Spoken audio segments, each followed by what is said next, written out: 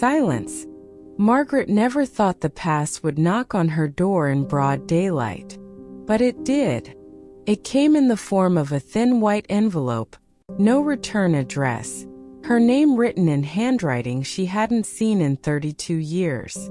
She almost didn't open it. For a moment, she just stood there in her kitchen, the afternoon sun cutting across the table, the kettle humming softly behind her.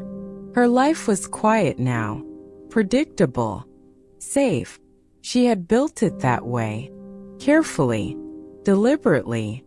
The envelope felt heavier than paper should feel, and when she finally opened it, what she read made her knees give out. You were there that night, and you said nothing. She sat down slowly. The kitchen clock ticked too loudly. Her chest tightened the way it used to when she was young and afraid. That night, she had buried those words deep enough to convince herself they were gone. She had told herself it was kindness. She had told herself it was loyalty. She had told herself silence was protection. But now someone remembered, and they remembered differently. 32 years earlier, Margaret had been 38, married for 16 years, mother of 2 teenage boys who believed their father could do no wrong. Her husband, Daniel, had been respected in their small town. A financial advisor, church volunteer, the kind of man neighbors trusted with spare keys.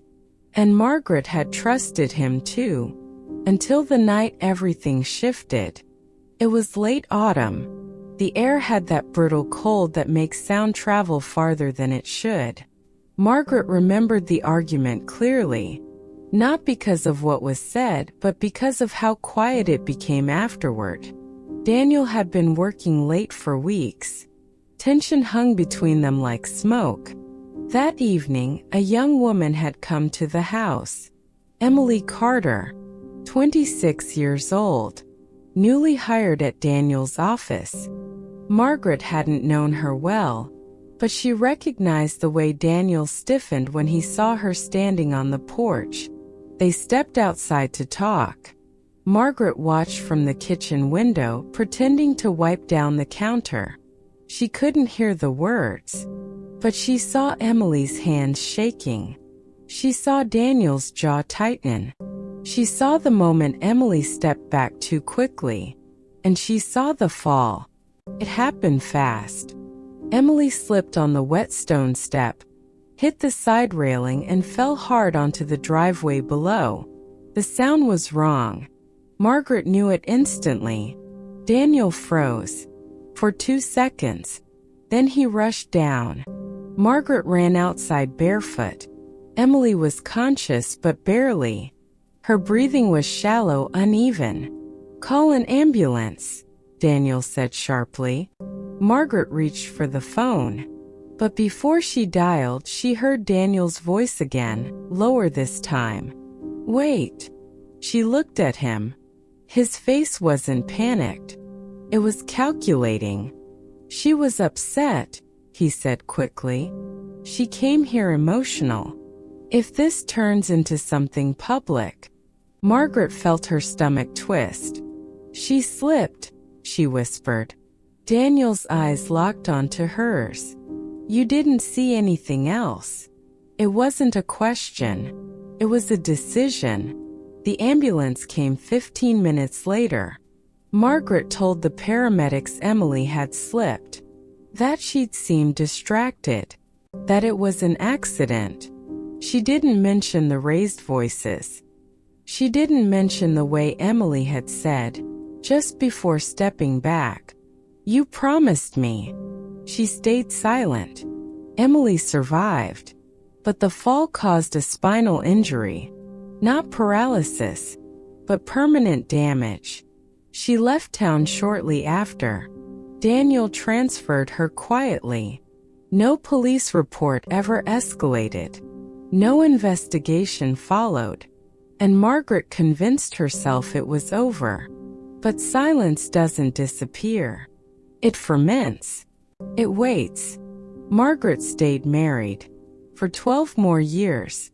She told herself she was protecting her sons, protecting their father's reputation, protecting stability, but something inside her changed that night.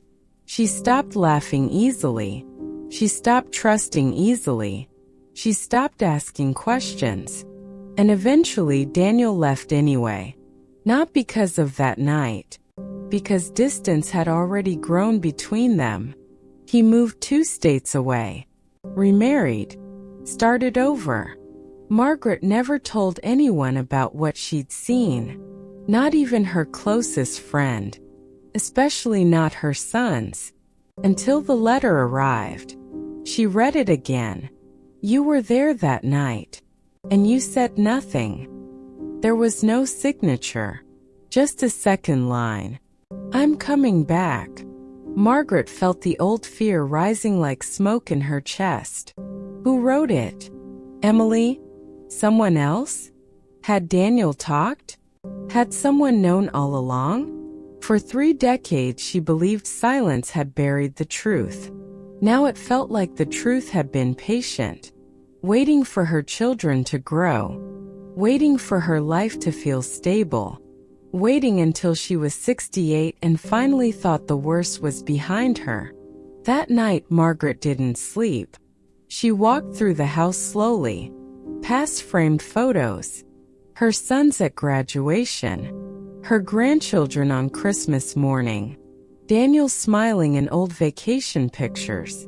She wondered how much of her life had been built on one decision, one sentence she didn't speak. The next morning her phone rang. Unknown number. She hesitated, then answered. A woman's voice. Older. Calm. I think we need to talk, Margaret. Her throat went dry. Emily. A pause. Yes. Margaret didn't remember driving to the cafe. Later, she would realize she had passed her turn twice, her hands trembling against the steering wheel, her mind replaying the same image over and over. Emily falling. The sound of bone against concrete. The look in Daniel's eyes. The cafe sat near the edge of town, across from a small park where retirees walked their dogs in the mornings. It was ordinary, harmless. Margaret almost hoped Emily wouldn't show, but she was already there, sitting near the window. Her hair was shorter now, silver threaded through it. There was a stiffness to the way she held her back, subtle but permanent. Time had marked them both. Margaret stepped inside. Emily stood slowly. For a moment, neither woman spoke. 32 years of silence pressed between them like glass. You look well, Emily said finally. Margaret swallowed. So do you. It wasn't true. Not completely. But neither of them corrected it. They sat. The waitress brought coffee. Neither touched it. I wasn't sure you'd come, Emily said. I almost didn't, Margaret replied. Emily nodded, as if she understood that more than Margaret realized. They studied each other carefully. Margaret searched Emily's face for anger, for accusation, for bitterness. She saw something else instead. Exhaustion. I kept waiting, Emily said softly. For what? For you. The words hit harder than the letter. Margaret's chest tightened. For you to call. To ask how I was. To say you saw what happened. Margaret looked down at her hands. I thought staying out of it would make things better, she whispered. For who? Emily asked. The question lingered. For who? For Daniel? For the boys? For herself? Margaret had convinced herself it was about protection. But sitting across from the woman whose life had changed on that driveway, the logic felt thinner. You weren't just his wife, Emily continued. You were there. You saw him grab my arm. Margaret's breath caught. Her voice faltered. He was trying to stop you from slipping. Emily's eyes held steady. No, she said gently. He wasn't. The cafe seemed to shrink. Margaret's heartbeat echoed in her ears. I lost my balance because he pulled me, Emily said. I wasn't stepping back on my own. The memory shifted. Margaret's mind replayed the scene. Had he pulled? Had she told herself it was only an accident because that was easier? I didn't want to ruin his career, Margaret whispered. Emily gave a faint, almost sad smile. He ruined mine. The words settled heavily. Emily had been on track for partnership in the firm. After the fall, the spinal injury forced her into part-time administrative work. Eventually, she left finance altogether. I had to relearn how to sit without pain, Emily said quietly. How to stand. How to drive. And all the while, he kept telling people I was unstable. Margaret felt the room tilt. He said you were emotional, she murmured. Emily let out a hollow laugh. I was pregnant. The world stopped. Margaret's breath disappeared. What? Emily held her gaze. I found out the week before I came to your house. Margaret's hands began to shake. Daniel had never said that. Never hinted. Never confessed. I told him that night, Emily said. That's why I was there. Margaret's mind raced. Her sons had been 14 and 16 at the time. Her marriage already strained. And Daniel had. The truth slammed into her. That's not possible, Margaret whispered. Emily didn't look away. It is. Silence. Real silence. Not the protective kind Margaret had practiced for decades, but the kind that exposes. You're saying? Yes, Emily said. The baby was his. Margaret's throat burned. The cafe sounds faded into distant noise. All these years she thought the worst part of that night was the fall. It wasn't. It was what she never asked. I lost the baby 2 weeks later, Emily continued. Margaret closed her eyes. Guilt moved through her like cold water. If I had told the truth, if I had said he grabbed you, it wouldn't have changed that, Emily interrupted gently. But it would have changed something else. Margaret opened her eyes. What? It would have meant I wasn't alone. The simplicity of it shattered something inside her. Not alone. Emily hadn't needed revenge. She had needed acknowledgement. And Margaret had given her silence. So why now? Margaret asked, her voice barely audible. Emily leaned back slowly. Because he's dying. The second blow landed. Margaret stared at her. What? Pancreatic cancer. Late stage. The words felt unreal. He reached out to me 6 months ago, Emily said. Apologized. Not publicly. Not legally. Just privately. Margaret felt anger rising. He didn't tell me, she whispered. I know. Emily studied her carefully. He said he was afraid you'd hate him. Margaret almost laughed. He left, she said. He remarried. He started over. Yes, Emily said quietly. But he never stopped feeling what happened that night. Margaret's mind reeled. All these years she had carried guilt alone, thinking Daniel had buried it. Apparently he hadn't. There's more, Emily said carefully. Margaret braced herself. He asked me to come see him, Emily continued. And I did. Margaret's pulse quickened. And he told me he wanted to tell your sons. The air left Margaret's lungs. No, she said immediately. He said he didn't want to die with them, believing he was someone he wasn't. Margaret's mind exploded with images. Her sons, their children, family holidays, the carefully preserved version of their father. "You can't," she whispered. Emily's expression softened. "I didn't come to threaten you," she said.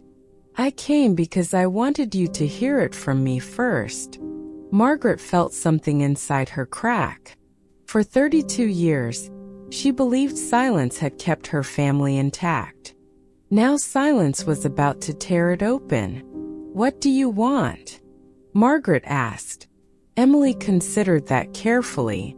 "I want you to tell them," she said. Margaret stared at her. "Why me?" "Because you were there." The words came full circle. "You were there. And you said nothing." Margaret drove home in a haze. Her hands trembled against the wheel. Daniel was dying. There had been a pregnancy. There had been more than an accident. And her sons might soon learn a version of their father. She had protected them from their entire lives. She stepped into her house slowly. The walls felt thinner, the air heavier. She walked to the kitchen table, sat down, and for the first time in 32 years, she allowed herself to remember every detail. Not the version she had softened, the real one, and what she realized next would change everything. Margaret didn't call her sons that night. She couldn't. Instead, she pulled down the old storage box from the top of her closet, the one she hadn't opened since the divorce. Inside were documents, faded photographs, tax papers, insurance forms, ordinary remnants of a shared life. She searched slowly, not knowing exactly what she was looking for, just knowing something didn't sit right. If Emily had been pregnant, if Daniel had reached out recently, if he wanted to confess, then why hadn't he called Margaret too? Why hadn't he said anything before leaving town 12 years earlier? Why wait until now? Her fingers stopped on an envelope she didn't remember seeing before. It was addressed to her, unopened, postmarked 11 years ago, the year after the divorce. Her heart began to pound. She stared at it for a long time before breaking the seal. The letter was short, written in Daniel's handwriting.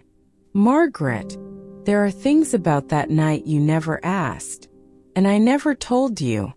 You believed what was easier. I let you. I'm not sure that was kindness." Her hands trembled. She kept reading. "If you ever want to know the full truth, ask me. Because what happened wasn't only about Emily."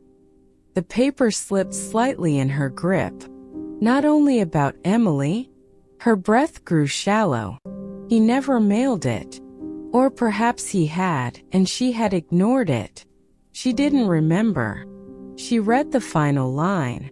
"Silence protects no one forever." Margaret felt something shift.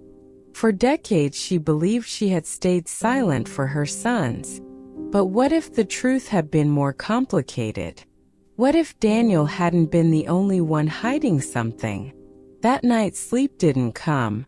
Memories began resurfacing. Not the dramatic ones. The small ones. The overlooked details. The week before the fall, Daniel had been anxious, distracted, receiving late-night calls he stepped outside to take. Margaret had asked him once. He brushed it off as work. But she remembered something else now. The night before Emily came to the house, Margaret had answered the office phone by accident when it rang at home. A man's voice, asking for Daniel. He had sounded angry, not jealous, angry. Margaret had handed Daniel the phone. Daniel had taken it into the garage, closed the door. She never asked who it was, because asking meant risking answers. The next morning, Margaret called Emily. Did anyone else know? She asked immediately. Emily was quiet for a moment. What do you mean? About the pregnancy. Yes, Emily said slowly. One other person. Margaret's pulse quickened. The father. No, Emily said. The client Daniel and I were working with. Margaret felt the ground shift again. What? Emily exhaled carefully. That night wasn't just about the baby. Margaret sat down. Tell me everything. Emily's voice remained steady. The client discovered irregularities in the accounts Daniel was managing. Margaret's stomach tightened. He accused Daniel of misusing funds. Margaret's mind raced. That's not possible. Daniel was meticulous. Emily hesitated. He was also desperate. Silence stretched between them. There had been losses, Emily continued. Bad investments. Risky moves. He thought he could recover them quietly.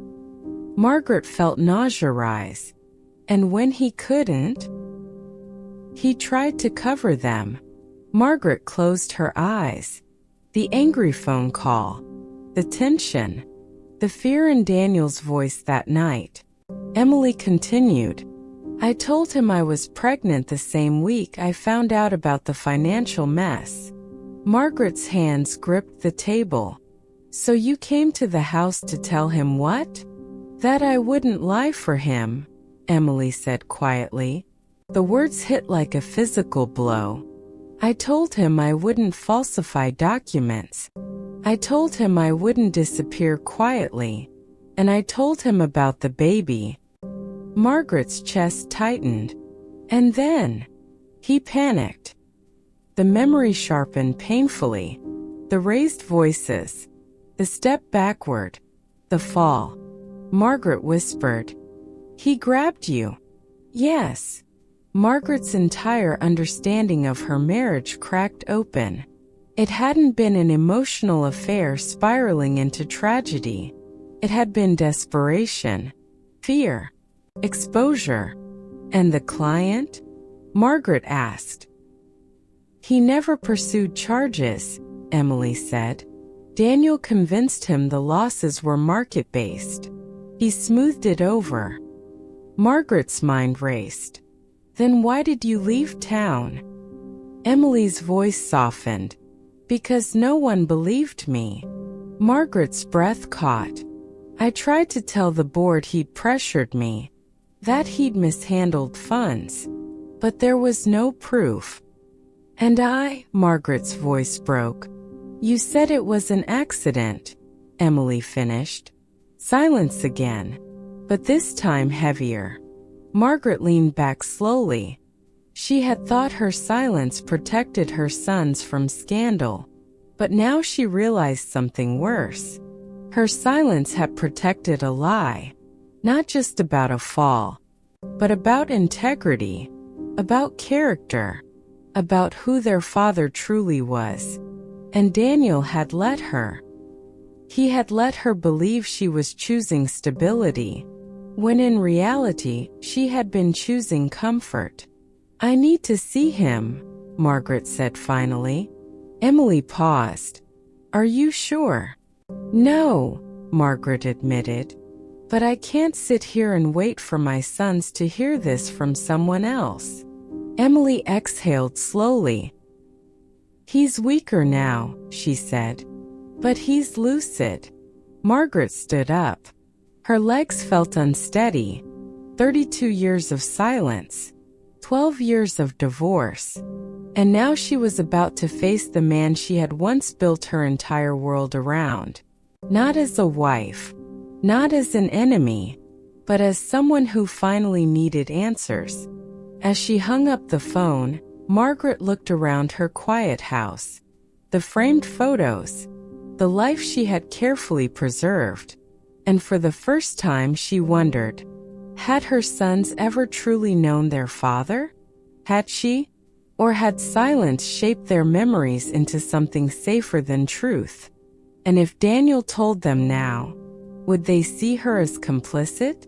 The question lingered like smoke, because silence doesn't only protect one person, it binds everyone to it. Margaret picked up her car keys. She didn't know what she would say. She didn't know whether she wanted apology or explanation, but she knew one thing. If she stayed silent again, it would no longer be about protection. It would be about fear. And she was too old to live the rest of her life afraid. The hospital smelled like antiseptic and overbrewed coffee. Margaret hadn't been in this wing in years. The oncology floor felt suspended in time. Hushed voices, slow footsteps, machines humming steadily in the background. She paused outside Daniel's room, room 417. For a moment, her hand hovered over the handle.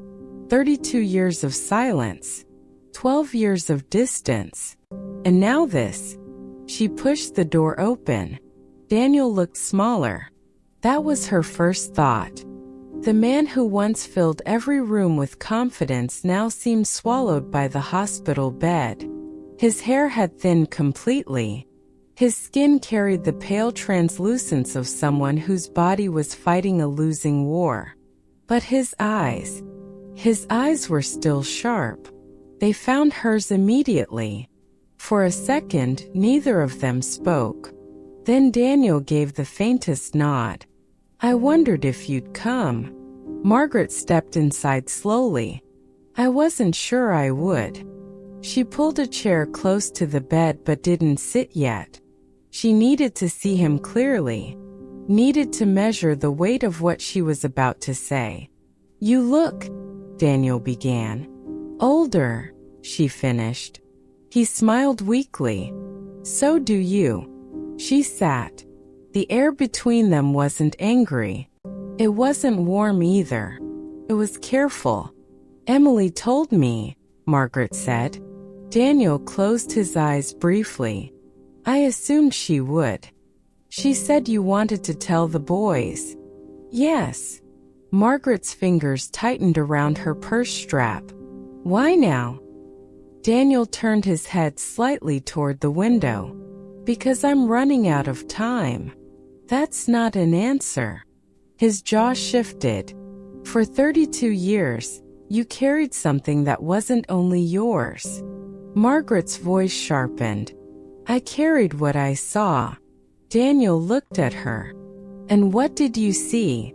The question hung in the air. Margaret replayed it in her mind. She saw him grab Emily. She saw her fall. She saw fear. She saw panic. But she hadn't seen the full picture. You grabbed her, Margaret said quietly. Yes. You were afraid. Yes. You lied. A pause. Yes. Margaret swallowed. And she was pregnant. Daniel's eyes filled slowly. Yes. The truth sat there between them, raw and unprotected. Why didn't you tell me? Margaret asked. Daniel's voice weakened. Because I knew if I did, you wouldn't stay. The words hit harder than she expected. You're right, she said softly. He nodded faintly. I wasn't thinking about integrity that night. I was thinking about survival. Your survival? Yes. Silence stretched. But then Daniel said something she hadn't prepared for. I never misused the funds. Margaret froze. What? The client believed I had, Daniel continued. But I hadn't. Emily's words echoed in Margaret's mind. Bad investments. Desperation. You told her to falsify documents, Margaret said. No, Daniel said quietly. I asked her to wait. Margaret stared at him. To wait for what? For the market correction. Her expression hardened. That sounds like manipulation. It was fear, Daniel replied. The machines beside him beeped steadily. Margaret leaned forward slightly. Then why did she believe you were covering something up? Daniel's breathing grew shallow. Because I didn't tell her everything. Margaret's pulse quickened. What didn't you tell her? Daniel's eyes shifted, not away but inward. There was a second account. Margaret felt cold. For who? For you. The room seemed to tilt. What? Daniel swallowed carefully. I opened a separate account under a client umbrella. Legal. Quiet. I was building a safety net. For what? In case something happened to me. Margaret's mind raced. You were already planning to leave? No, he said quickly. I was planning for risk. I had taken aggressive positions. If the firm collapsed, I wanted you and the boys protected. Margaret's thoughts collided. Emily thought you were hiding losses. She saw transfers she didn't understand, Daniel said. I didn't explain because I didn't want her involved. Why? Daniel looked at her carefully. Because she wasn't just an employee. The words were quiet, but they carried weight. Margaret felt the air thin again. You loved her. Daniel didn't answer immediately. Then softly, I cared about her. That's not the same thing. No, he agreed. It wasn't. Margaret's mind spun. So which was it? Corruption? Affair? Desperation? Or something more complicated? You let me believe she was unstable, Margaret said. I let you believe what kept the peace, Daniel replied. Her eyes flashed. No, you let me carry your version of the truth. He didn't argue, because he couldn't. Did you push her? Margaret asked. Daniel's gaze met hers directly. I grabbed her arm. That's not what I asked. He held her stare. I didn't intend for her to fall. Margaret felt anger surge for the first time. That's not the same as saying you didn't cause it. Daniel's voice cracked. I lost control for 2 seconds. Silence. 2 seconds. 32 years. I lost the baby because of that fall, he whispered. Margaret's breath hitched. You knew. Yes. And you never told me. Daniel's face tightened with something that looked almost like shame. I didn't know how. Margaret let out a slow, disbelieving breath. You didn't know how? You destroyed 3 lives in 2 seconds and you didn't know how? His eyes filled. I know. The machines hummed. Margaret stood slowly. For a moment she thought this was the moment. The confession. The clarity. But something still felt incomplete.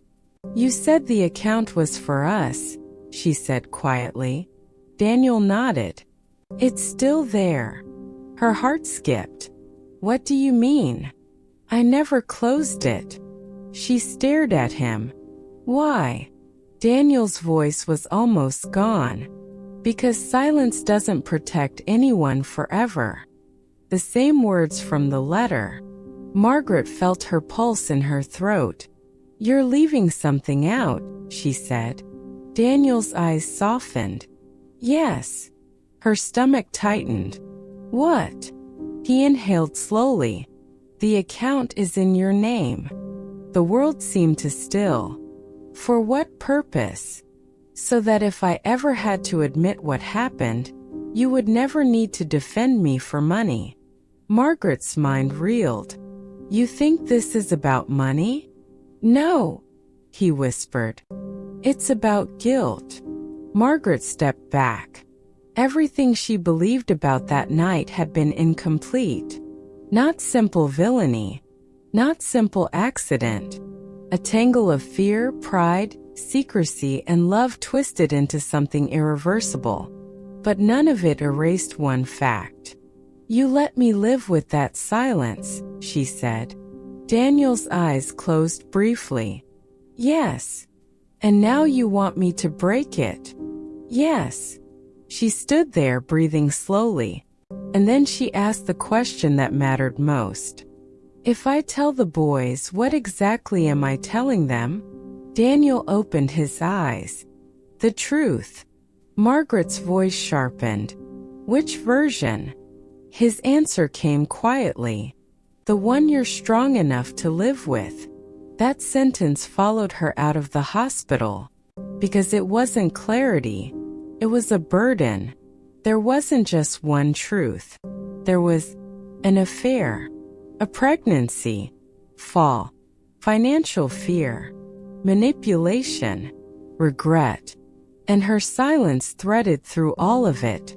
If she told her sons everything, would they see their father as human or unforgivable? And what about her? Would they see her as loyal or complicit? The line between protection and participation had blurred, and for the first time Margaret realized something terrifying. She wasn't only afraid of breaking silence. She was afraid of who she would become once it was broken. Margaret didn't call her sons immediately. She gave herself one night. One last night of quiet. She sat at her kitchen table long after sunset, the house wrapped in stillness, the old clock ticking like a metronome for memories she could no longer avoid. Daniel was dying. Emily had carried the fall in her spine and the loss in her body. And Margaret had carried silence. 32 years of it. She had told herself it was strength. Now she wasn't so sure. The next morning she called them both. Dinner, she said simply. Tonight. Her eldest, Mark, hesitated. Is everything okay? No, she answered honestly. A pause. We'll be there. They arrived at 6. Mark and his wife, their teenage daughter trailing behind with headphones around her neck.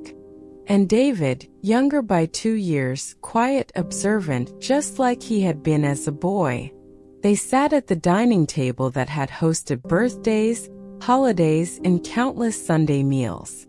Margaret noticed the familiarity, the normalcy. She wondered how many foundations of normal were built on things left unsaid. She didn't ease into it. She didn't soften it. She had learned that silence grows in soft spaces. There's something about your father I never told you, she began. Mark leaned back slightly. What do you mean? David's brow furrowed. Margaret folded her hands together. 32 years ago, a woman came to this house. Emily Carter. Recognition flickered faintly. She worked with Dad, Mark said slowly. Yes. Margaret inhaled carefully. She fell on the driveway that night. You remember that part? They both nodded. You told us it was an accident, David said. Margaret met his eyes. I told you what was easiest. The room shifted. Mark's posture stiffened. What are you saying? Margaret's voice remained steady but not cold. There was an affair. The words landed heavily. David looked down. Mark blinked slowly. That's not possible, he said instinctively. It was, Margaret replied gently. Silence. Real silence now. The kind that fractures illusions. She was pregnant, Margaret continued. David inhaled sharply. Mark stood up. You're telling me Dad had another kid? He demanded. No, Margaret said softly. She lost the baby after the fall. Mark paced once. That doesn't make sense. Why didn't we know this? Margaret swallowed. Because I didn't tell you. David's voice was quieter. Why? There it was. The question that had lived in her chest for decades. Because I thought I was protecting you, she said. Mark turned toward her. Protecting us from what? The truth? Yes. His jaw tightened. You let us believe he was perfect. Margaret nodded. Yes. And you stayed, David added. Yes. The admission wasn't defensive. It wasn't apologetic. It was simply honest. Did he push her? Mark asked. Margaret closed her eyes briefly. He grabbed her arm. She fell. David stared at the table. Mark's voice grew sharper. So he hurt her. And you covered it. Margaret felt the sting of that phrasing. Yes, she said quietly. The word felt heavier than anything else she had spoken. Silence filled the room. Mark looked away first. David remained still. After a long moment, David asked the question Margaret feared most. Did you ever love him after that? Margaret didn't answer immediately. She searched herself for truth, not for comfort. Yes, she said finally. Mark let out a disbelieving breath. How? Margaret looked at her sons, grown men now with lines on their own faces. Because people are not only their worst moments, she said gently, and they are not only their best ones either. David's eyes lifted slowly. Are you defending him? No, she said firmly. I'm explaining him. Mark shook his head. He lied to us. Yes. You lied to us. Yes. The honesty hurt, but it didn't waver. Margaret leaned forward slightly. I didn't stay silent because I thought what he did was right. I stayed silent because I was afraid. Afraid of what? Mark asked. Of losing everything. The house. The stability. Their sense of family. She met their eyes one at a time. I thought if I told the truth it would destroy you. David's voice was quiet. And what did it do instead? The question cut cleanly. Margaret exhaled. It built something fragile. They sat with that. Fragile. A word that described more than she realized. Mark eventually sat down again. Why now? He asked. Margaret hesitated only a moment. Because he's dying. The air shifted again. What? David whispered. Pancreatic cancer. Silence again, but this time different. Not anger. Not shock. Something closer to grief. He wanted to tell you, Margaret said. Mark stared at the table. So he waited until he was dying to be honest. Yes. David's jaw tightened. That's convenient. Margaret didn't argue. It's human, she said softly. No one spoke for a long time. The granddaughter had quietly taken off her headphones. She watched the adults with wide eyes. Finally, David spoke. So what do you want from us? Margaret felt something settle inside her. I don't want forgiveness, she said. I don't want you to change how you see him. I just don't want to carry this alone anymore. The words were simple, but they shifted something in the room. Mark's anger softened slightly. David leaned back slowly. You should have told us, David said. Yes, Margaret replied. And I'm sorry. Not dramatic. Not tearful. Just real. Mark rubbed his face. I don't know what to do with this, he admitted. You don't have to do anything, Margaret said gently. Just know it. David nodded faintly.